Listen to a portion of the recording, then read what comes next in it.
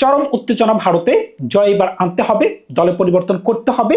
কে জিতবে আজকে? একদিকে শক্তিশালী ভারত, অন্যদিকে শক্তিশালী ইংল্যান্ড। এই দুই দলের মাঝখানে সর্বশেষ টি-20 বিশ্বকাপের সেমিফাইনালে একটা ম্যাচ অনুষ্ঠিত হয়েছিল, যেখানে ভারত তাদেরকে হারিয়ে দিচ্ছিল মাত্র 7 রানের ব্যবধানে, যেখানে জ্যাকব ব্যাথেল দুর্দান্ত একটা সেঞ্চুরি করতে পেরেছিলেন। মনে পড়ে কি 250 রানের খেলা এরকম একটা পর্যায়ে চলে গেছিল, মনে হচ্ছিল শেষ পর্যন্ত ইংল্যান্ড জিতে যাবে, কিন্তু শেষ পর্যন্ত ভারতে কিন্তু ম্যাচটা জিতে যায়। এখন ভারত কিন্তু একটু চিন্তায় আছে, কি কারণে?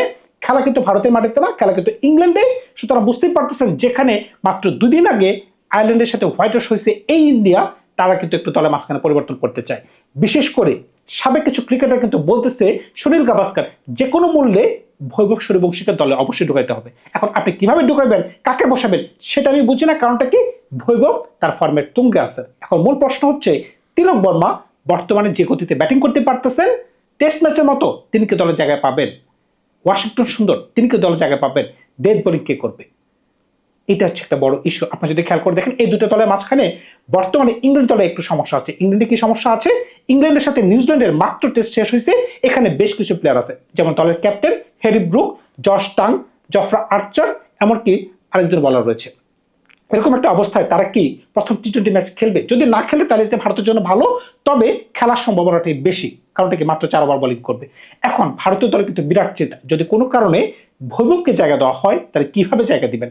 কাকে বাদ দিবেন? অভিষেককে বাদ দিবেন, নাকি সঞ্জুকে বাদ দিবেন, নাকি ঈশান কিষানকে বাদ দিবেন, নাকি তিনজন খেলবে? যদি তিনজন খেলে নিজেকে তিলক বর্মা বাদ পড়ে যাবে, এই যে একটা প্রশ্ন উৎপন্ন হচ্ছে, সেটা কিন্তু একটা বিরাট প্রশ্ন। এমনকি গত ম্যাচে আমরা দেখতে পেয়েছিলাম শ্রেয়াংশকে আমরা দেখতে পেয়েছিলাম, কিন্তু তিনি ব্যাট করে ভালো কিছু করতে পারেনি, মাত্র 5 বলে করতে পারছেন 1 রান, এমনকি 2 ওভার বল করে রান দিয়েছেন 25 রান।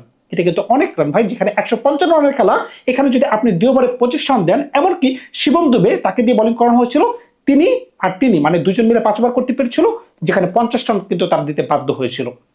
এরকম একটা অবস্থায় দলের মাঝখানে কোন ধরনের পরিবর্তন করলে আজকে ভারত জয়লাভ করতে পারে, এমনকি ভারতের কোন প্লেয়ারটা হইতে পারে তরুপের তাস, যে কিনা খেলা আমার ঘুরে দিতে পারে? তবে একটা জিনিস কিন্তু বলা বাহুল্য, ইংল্যান্ড আর আয়ারল্যান্ডের পিচের মাঝখানে কিন্তু বিস্তর তফাৎ থাকবে, এখানে কিন্তু একটু ব্যাটিং সহায়ক পিচ থাকবে, তবে বল কিন্তু একটু হলেও নাচানাচি করবে। এখন বল যদি নাচানাচি করে, তাহলেই কিন্তু আমরা দেখতে পাচ্ছি যে ইন্ডিয়া কিন্তু একটু ফাঁদে পড়ে যাচ্ছে। কারণটা কি? আমরা বেশ কিছু বছর ধরে, 2 থেকে 3 বছর ধরে কিন্তু আমরা ভারতকে দেখতেছি একদম ফ্ল্যাট ট্র্যাকে খেলতেছে। কারণটা কি? টি-20 বিশ্বকাপ ছিল ভারতে, এমনকি আইপিএল এর মতো একটা বড় মঞ্চে, যেখানে টানা 2টা মাস ভালো পিচে খেলা হয়েছে, এরপরে কিন্তু ব্যাটসম্যানরা কিন্তু এখনো খাপ খাই নিতে পারতেছে না এই ধরনের পিচগুলোতে, এমনকি বাউন্ডারি সাইজ একটু বড়, যেখানে ইন্ডিয়াতে ছক্কা হয়ে যায়, এখানে কিন্তু হাতে এসে সুন্দর মতো বল পড়তেছে। এখন ভারতীয় ব্যাটসম্যানরা কি পারবে? এটা হচ্ছে একটা বড় প্রশ্ন। কারণটা কি?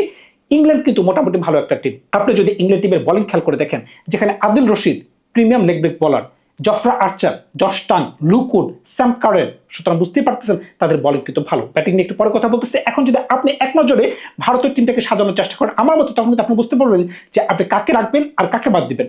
প্রথমে সবার আগে বেবি বস বৈভব সূর্যবংশী, ওনাকে আমি নিতে চাই। কারণটা কি? তিনি যে ধরনের ছন্দে আছেন, সমগ্র বিশ্ববাসী তাকে দেখার জন্য বসে আছে ভাই, এটা বিশ্বাস করেন।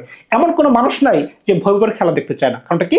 আন্তর্জাতিক মঞ্চে বড় পরিসরে তিনি কোন ধরনের খেলা আমাদেরকে উপহার দিতে পারেন, তিনি কেমন খেলতে পারেন, এই জফরা আর্চারকে তিনি কেমনভাবে 4 ছক্কা মারতে পারেন, সেটা দেখার জন্য কিন্তু সকলে অপেক্ষা করতেছে। এমনকি তিনিও মুখিয়ে আছেন যে আমাকে নাও, আমাকে নাও। উনি অবশ্যই ভালো কিছু করবেন, সেটা আমার প্রত্যাশা। তাই 1 নম্বর স্লটটা আমি তাকে দিয়ে দিচ্ছি। 2 নম্বরে অভিষেক শর্মা ভাই, টি-20তে 1 নম্বর ব্যাটসম্যান র্যাঙ্কিং এ। যদিও তিনি প্রত্যেকদিন ভালো কিছু করতে পারেন না, তবে তিনি যেদিন খেলতে পারেন, আপনি খেয়াল করে দেখেন আয়ারল্যান্ডের সাথে 20 বলে তিনি 50 করতে পারছেন। তার মানে কি? যেদিন তিনি খেলতে পারবেন, খেলা শেষ। বিশ্বকাপে তিনি রান করতে পারেন না, কিন্তু বিশ্বকাপের ফাইনালে গুরুত্বপূর্ণ সময় কিন্তু তিনি ঠিকই একটা 50 তিনি করতে পারছেন, ঠিক এরকমই 20-21 বলে। সুতরাং বুঝতেই পারতেছেন অভিষেক শর্মা, বৈভব। এখন 3 নম্বর পজিশনে আমি কিন্তু সঞ্জুকে নিব। সঞ্জু অবশ্যই খেলবে, কারণটা কি? এই ধরনের কন্ডিশনে আপনার এমন একজন ব্যাটসম্যান দরকার, যেখানে ধরে খেলতে পারবে, এমনকি 4 ছক্কা মারতে পারবে। তবে সঞ্জুকে নিয়ে একটু ইস্যুটা কি? সঞ্জু ইদানিকার আমার কাছে মনে হচ্ছে তার মাঝখানে একটু কনফিডেন্স কমে গেছে, মাথার উপর একটা চাপ আছে যে আমাকে ভালো কিছু করতে হবে। কি কারণে? যদি আমি খারাপ কিছু করি বা আমি যদি রান করতে না পারি, আমি কিন্তু আমার জায়গাটা হারিয়ে ফেলবো। কি কারণে? বৈভব কিন্তু বেঞ্চে বসে আছে, এই যে একটা প্রেশার, এই প্রেশার কিন্তু তিনি শোক করতে পারতেছে না, এই কারণে তিনি রানটা বেশি করতে পারতেছেন না। তবে আমরা কিন্তু দেখতে পাইছি টি-20 বিশ্বকাপে তার মতো বড় মানের প্লেয়ার কিভাবে যে খেলার মোড় ঘুরাইতে পারেন একা, কারণ কি তিনি একা খেলা জিতাইতে পারেন। এটা কিন্তু একটা বড় একটা গুণ। যে কোনো কন্ডিশনেই হোক না কেন তিনি কিন্তু ধরে সে খেলতে পারবেন, কিন্তু যদি প্রেশারটা তিনি কাটাতে পারেন, এটার জন্য ওনার জন্য ভালো। 4 নম্বর পজিশনে ঈশান কিষান, যদিও তিনি 3 নম্বরে ব্যাটিং করতেন কিংবা ওপেনিং ব্যাটসম্যান, কিন্তু ভারতীয় দলে এত পরিমাণ কম্পিটিশন কিছুই করার নাই ভাই। 4 নম্বর পজিশনে ঈশান কিষান, আমার বিশ্বাস তিনি যে ধরনের ছন্দে আছেন, টি-20 বিশ্বকাপ থেকে, এশিয়া কাপ থেকে, এমনকি আইপিএলে এই প্লেয়ারটাকে কোনোভাবেই আপনি ছোট করে দেখতে পারতেছেন না। অবশ্যই তাকে 4 নম্বর পজিশনে আপনাকে খেলাইতে হবে। তার মানে কি 5 নম্বর পজিশনে চলে যেতে হবে দলের captain Shreyas আয়ারকে।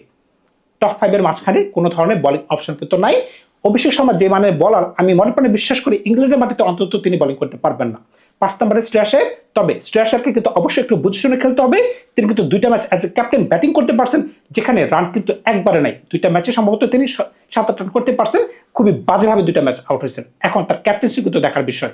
As a captain তিনি ভারতকে কিভাবে লিড করতে পারতেছেন, কারণ কি 2024 সালে ওই সাইকেলে রোহিত শর্মা যেভাবে লিড করে গেছেন, এমনকি তার আন্ডারে যে একটা কাপ নিয়ে আসে, এমনকি আপনি যত কথাই বলেন যে সূর্যকুমার যাদব তো ফর্মে ছিল না, ব্লা ব্লা ব্লা, কিন্তু তার আন্ডারে কিন্তু বড় টুর্নামেন্টে কিন্তু তারা ট্রফি জিততে পারছে, এমনকি ছোটখাটো বাইলেটারাল সিরিজ কিন্তু হারে নাই। এই কারণে কিন্তু সূর্যকুমার যাদব কিন্তু এখনো শ্রেয়াস আয়ারের থেকে হাইলি রেটেড।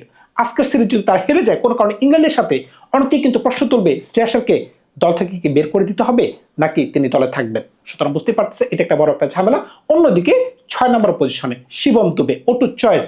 তাইলে কি তিলক বর্মার কোনো জায়গা হচ্ছে না? না, আমার একাদশে তিলক বর্মার আপাতত কোনো জায়গা হচ্ছে না, কারণ তিনি যে ছন্দে খেলতে পারতেছেন টুক টুক টুক টুক করে, এটা বর্তমানে টি-20 খেলাটাকে নষ্ট করে দিতেছে। গত ম্যাচটাতে যদি একটু খেয়াল করে দেখেন, তিনি 50টা বল খেলতে পারছেন, 55 রান নিছেন, 50 বলে 55, 155 রানের টার্গেটে। ওই ধরনের খেলাতে কোনো ধরনের ইন্টেনশন আমরা দেখতে পাই নাই যে তিনি ভারতকে জেতানোর জন্য কোনো চেষ্টা করছেন। এই একটা জায়গায় হয়তো বা তিনি মাইর খেলেও মাইর খাইতে পারেন, তিনি তার স্লটটা হারাই ফেলতে পারেন। যদি কোনো কারণ উপর থেকে স্যানজো কিংবা অভিষেকের জায়গায় যদি একজন খেলে, ঠিক তখনই কেবলমাত্র তিলক বর্মার খেলার একটা জায়গা হতে পারে। 7 নম্বরে অক্ষর প্যাটেল, অবশ্যই তাকে খেলতে হবে। কি কারণে? আপনি যদি পার্শ্ববর্তী টিম, আপনি যদি বা বিপক্ষ টিম ইংল্যান্ডের দিকে দেখেন, টপ 7 এর মাঝখানে 5 জন ব্যাটসম্যান এমন আছে যারা বিধ্বংসী, এমনকি রাইট হ্যান্ড ব্যাটসম্যান। এই কারণে কিন্তু অক্ষর প্যাটেলকে আপনি কোনোভাবেই বাদ দিতে পারতেছেন না। এমনকি অক্ষর প্যাটেলকে আমি মনে প্রাণে বিশ্বাস করি তিনি ভালোই ব্যাটসম্যান, কিন্তু তাকে যে উপরে পাঠানো হয় এই কারণে হয়তো বা তিনি একটু ভেবা চাকা খেয়ে যান। তিনি যদি প্রপার 7 নম্বরের পজিশনে ব্যাটিং করতে পারেন, এটি তার জন্য ভালো হতে পারে। 8 নম্বরে কে খেলাবেন এই স্লটটা একটু আপাতত খালি রাখি। 9, 10, 11 প্রপার বোলিং। 9 নম্বরে হর্ষিত রানা, তিনি কিন্তু ব্যাট করতে পারতেছেন, এমনকি বল করতে পারতেছেন। তিনি একমাত্র বলার যে কিনা ব্যাট করতে পারতেছেন বর্তমানে ইন্ডিয়ার মাঝখানে। 10 আর্শদীপ সিং, ওটু চয়েস, বামাতি বলার, দুর্দান্ত বলার। আমি বিশ্বাস করি তিনি ভালো কিছু করতে পারবেন। এমনকি আইপিএল এর সেন্সেশনাল বলার প্রিন্স যাদব, তিনি কিন্তু দুর্দান্ত ছন্দে আছেন। এখন দেখা যাক এই 3 জনের মাঝখানে কোন ধরনের বোলিং তারা করতে পারে। এখন 8 নম্বর পজিশনে ভারত কিন্তু চিন্তায় থাকবে কাকে খেলাবে। 3 জন প্লেয়ার আছে 8 নম্বর পজিশনে খেলার জন্য। 1 নম্বর হচ্ছে ওয়াশিংটন সুন্দর, 2 নম্বর হচ্ছে শ্রেয়াস, 3 নম্বরে রবি বিষ্ণই প্রপার বলার। এখন ভারত ইচ্ছা করলে 3 জন থেকে যে কোনো একজনকে নিতে পারে। সুতরাং বুঝতেই পারতেছেন দল কিন্তু ভালো। যদি নতুন বলটা ভারত একটু ভালো করে খেলতে পারে, কারণ কি নতুন বলে কিন্তু ইংল্যান্ডে একটু সুইং হয়। যদি কোনো কারণে তারা Jofra Archer, Sam current, Josh Tongue, Luke would তাদের বল যদি একটু ভালো মতো ফেস করতে পারে, ক্রুশাল মোমেন্টে যদি একটু কেটে যায়, তখন কিন্তু ইংল্যান্ডের পিচ কিন্তু ব্যাটিং সহায়ক পিচ। ইংল্যান্ডে কিন্তু মারাত্মক রান হয়, 210, 220 রান কিন্তু ইজিলি করা পসিবল। সুতরাং বুঝতেই পারছেন ভারত কিন্তু এই ধরনের পিচে খেলার জন্য মুখিয়ে আছে। অন্যদিকে যদি আপনি ইংল্যান্ড দলের দিকে দেখেন, যেটা খুবই ডেঞ্জারাস একটা টিম, কি কারণে? আপনি তাদের টপারটা দেখলে ঘেমে যাবেন। কারণটা কি? একদিকে ফিল সল্ট, অন্যদিকে জস বাটলার, 3 নম্বরে হ্যারি ব্রুক, 4 নম্বরে জ্যাকব ব্যাথেল, 5 নম্বরে টম ব্যান্টন, 6 নম্বরে উইল জ্যাক্স, 7 নম্বরে স্যাম কারেন। ভাই টপ 7 এর মাঝখানে মাত্র 2 জন ব্যাটসম্যান আছে যারা কিনা বামাতি ব্যাটসম্যান। আমি তো আগেই বলেছিলাম জ্যাকব ব্যাথেল 4 নম্বরে, এমনকি 7 নম্বরে স্যাম কারেন। এই 2 জন ছাড়া বাকি যত ব্যাটসম্যান আছে, আপনি ফিল সল্ট বলেন, জস বাটলার বলেন, হ্যারি ব্রুক বলেন, টম ব্যান্টন বলেন, এমনকি উইল জ্যাক্স যে কিনা ব্যাট করতে পারেন, যে কিনা বল করতে পারেন। আমরা টি-20 বিশ্বকাপে দেখছি এই ব্যাটসম্যানটা 7 নম্বর পজিশনে যে ধরনের বিধ্বংসী ইনিংস খেলতে পারেন, মারাত্মক মানে মারাত্মক। সুতরাং বুঝতেই পারতেছেন, আমরা কিন্তু বোলিং নিয়ে আগে আলাপ করেছি, এই ধরনের ব্যাটিং অর্ডার দেখতে কিন্তু যে কোনো দলের কিন্তু ভয় লাগতে পারে। এখন মূল কথা হচ্ছে ইন্ডিয়ার যে বোলিং অ্যাটাক আছে, প্রিন্স যাদব, আর্শদীপ সিং, এমনকি হর্ষিত রানা, তাদেরকে আটকাইতে পারবে Jos Buttler, Phil Salt, Jacob Bethell, Harry ব্রুকের মতো বিধ্বংসী ব্যাটসম্যানকে যদি তারা আটকাইতে না পারে, তাহলে কিন্তু ভারত কিন্তু জয় পাবে না, সোজা কথা ভাই। আর যদি অন্যদিকে যদি কোনো কারণে ভূমিকা আজকে খেলানো হয়, আর তিনি তার সর্বোচ্চ ভালো খেলা উপহার দিতে পারেন, উপর থেকে যদি তাকে একটু সঙ্গ দিতে পারেন সঞ্জু স্যামসন কিংবা অভিষেক শর্মা, তাহলে কিন্তু খেলা কিন্তু অন্যরকম হয়ে যাবে, ভারতের পাল্লা ভারী হয়ে যাবে। তবে আজকের ম্যাচে কোন দল জয়লাভ করবে সেটা টসের উপর নির্ভর করতে পারে, কারণ কি যারা পরে ব্যাটিং করবে তাদের পাল্লা ভারী থাকবে। ইংল্যান্ডের পিচ কিন্তু ভালো, ব্যাটিং সহায়ক। এখন দেখা যাক আজকে কোন ধরনের খেলা হতে পারে। তবে অগ্রিম আপনি প্রেডিকশন করতে পারবে না, দুইটা দলে কিন্তু 50-50। ভারতের বোলিং তুলনামূলক একটু দুর্বল, অন্যদিকে ইংল্যান্ড টিমটা 100-তে 100, ভারতের টিমটাকে আমি দিচ্ছি 100-তে 90 বা 80। এর বেশি বা কম বেশি আপনি বলতে পারতেছেন না। তবে পার্টিকুলার ডেতে যেই ব্যক্তি বা যে একটা দল ভালো খেলতে পারবে তারাই আজকে জয় পাবে।